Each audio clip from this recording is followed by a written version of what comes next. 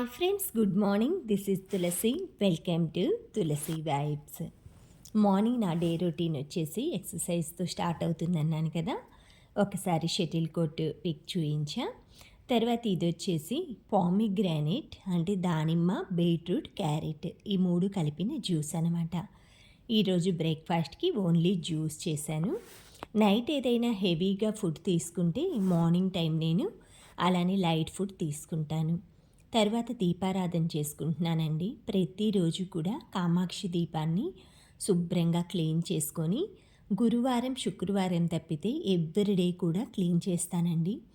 చేసేసుకున్న తర్వాత విభూతితోటి ఆ ఫ్రేమ్ అంతా కూడా దీపం పెడతారు కదా, అక్కడ అంతా ఫిల్ చేసి పసుపు కుంకుమతోటి ఇలా బొట్లు పెట్టేస్తాను. తర్వాత నా దగ్గర ఉన్న ఏ పువ్వులైనా సరే ఒక్కటైనా అమ్మవారికి అలా సమర్పిస్తాను. పారిజాత పూలైతే చాలా వస్తున్నాయండి అసలు మాకు చెట్టుకి. గుచ్చటానికి మనకి టైం పడుతుందన్నమాట. ఎక్కువగా మనకి ఎవరైనా ఇంట్లో పెద్దవాళ్ళు అలా హెల్ప్ ఉంటే మాత్రం చక్కగా ఆఫ్టర్నూన్ టైంలో అలా గుచ్చేసి ఫ్రిడ్జ్లో పెట్టుకోవచ్చు. నాకు ప్రతిరోజు కూడా మార్నింగ్ నేను ఉదయాన్నే తీసుకొచ్చేసుకొని ఆ కింద చెట్టు కింద ఒక క్లాత్ లాగా వేసుకుంటాను. దానిపైనవి తీసుకొచ్చుకొని పూజ టైంలో కూర్చొని చక్కగా గుచ్చుకుంటాను.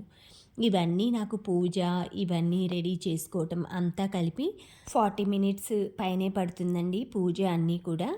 ఈరోజు నిత్య పూజ ఈజీగా ఎలా చేసుకోవాలని చూపిస్తాను. అది చెప్తూ చేస్తూ చూపిస్తాను.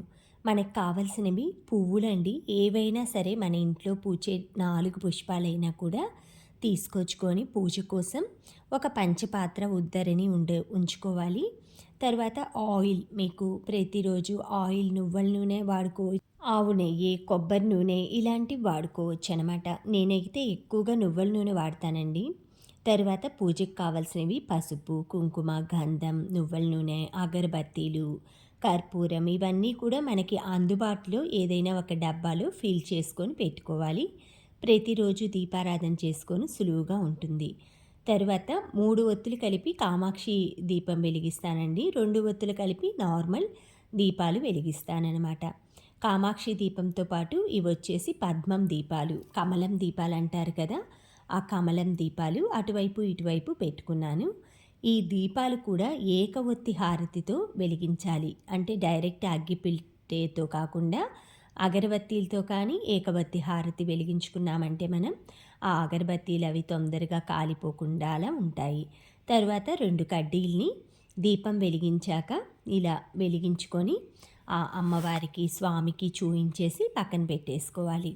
తర్వాత మనం ఉద్దరిని పంచిపాత్ర తీసుకొని ఫస్ట్ ఆచమనం చేసుకోవాలి. ఫస్ట్ ఒక గరిటె వాటర్ తీసుకొని చేయిక శుభ్రం చేసుకొని కేశవాయ స్వాహ, నారాయణాయ స్వాహ, మాధవాయ స్వాహ అని 3 సార్లు తీర్థం తీసుకొని ఉద్దరిని తిట్టి తర్వాత గోవిందాయ స్వాహ అని వదిలేసేయాలి. ఆ తర్వాత మనం సంకల్పం కోసం చేతిలో పువ్వులు కానీ తులసి పత్రి కానీ అలా పెట్టుకొని మనం ఇది వచ్చేసి విశ్వవసనామ సంవత్సరం కదా, అలా తిది, వారం, శుభ నక్షత్ర, శుభయోగ, శుభకరణ, ఏవంగన విశేషణ, విశిష్టాయం, శుభతేదవ శ్రీమాన్ శ్రీమతస్య అని మన పేరు గోత్రం అన్నీ పలకరించుకొని సకుటుంబస్య అని మొత్తం కూడా అంతా మనం సంకల్పంలో ఇలా చెప్పుకోవాలన్నమాట. క్షేమస్థైర్య ధైర్య విజయ అభయ ఆయు ఆరోగ్య ఐశ్వర్య అభివృద్ధ్యర్థం ధర్మార్థ కామ మోక్ష చతుర్విధ ఫలపురు సిద్ధార్థం ధనధాన్య వస్తువాహన అనుగ్రహకటాక్షఫల సిద్ధార్థం ఫలప్రీత్యర్థం ఇష్టకామ్యార్థ మోక్ష సిద్ధార్థం అనేసి ఏడుకొండలవాడ వెంకటరమణ గోవింద గోవిందంట అంటే మన ఇష్టదైవం కులదైవం పేరు అక్కడ స్మరించుకోవాలి. తర్వాత ఈ విధంగా ఆచమనం చేసి పూజ అనేది ఈజీగా ప్రతిరోజు మనం చేసుకోవచ్చండి. తర్వాత ఏ దేవుడి అష్టోత్తరం అది ఆ రోజు అలా చదువుకుంటాను తులసిపత్రి పువ్వులతోటి. ఏదైనా పండు లేదంటే అరటిపళ్ళు కానీ మనం పటిక బెల్లం ఉంటుంది కదా, చిప్స్ కలకండ అదైనా పెట్టుకోవచ్చు పళ్ళు ఏమీ లేకపోతే. శనివారం అయితే కొబ్బరికాయ అది కొట్టుకుంటాను నేను. మిగతా రోజుల్లో పళ్ళు పెట్టుకుంటాను. ముఖ్యమైన రోజులు ఉంటాయి కదా, ఏదైనా దసరా, దీపావళి అలాగా ఆ రోజు మాత్రం కంపల్సరీగా కొబ్బరికాయ కొట్టుకుంటాను. ఈ విధంగా తర్వాత అంతా పూజ అయిపోగానే హారతి ఇచ్చుకోవాలన్నమాట. ఆ తర్వాత ఆ భగవంతుడికి చూయించి మనం తీసుకోవాలి హారతి.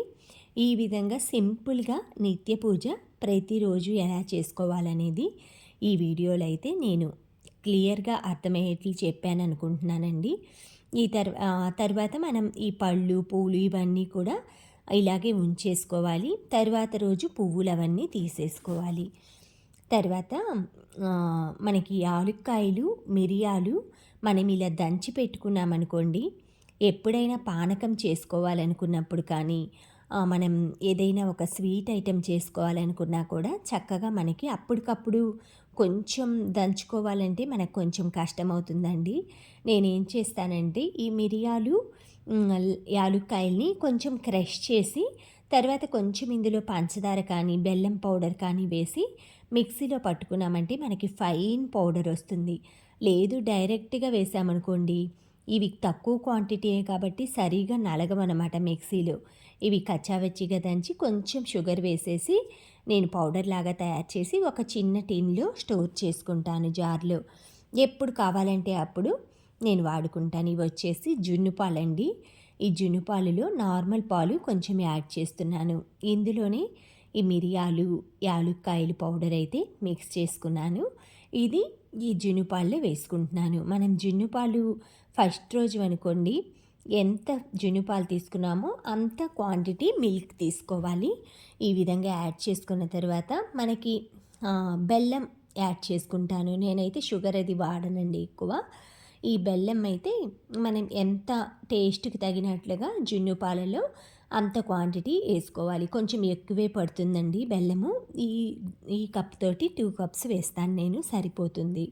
మొత్తం అంతా కూడా బెల్లం పౌడరే కాబట్టి మెల్ట్ అవ్వటానికి మనకి తక్కువ టైమే పడుతుంది. తర్వాత కరిగిన తర్వాత దీన్ని ఈజీగా మనం బాయిల్ చేసుకోవచ్చు స్టవ్ మీద. అది ఎలాగనేది కూడా చూపిస్తాను. ఇలా బెల్లం వేసుకున్న తర్వాత ఏదైనా ఒక గరిటె తీసుకొని మనం బెల్లం అంతా కూడా కరిగించుకోవాలి. చూసారు కదా, మిరియాలు యాలుక్కాయల పౌడర్ ఇంకా గిన్నెలో పట్టేసింది, అది కూడా వేశాను.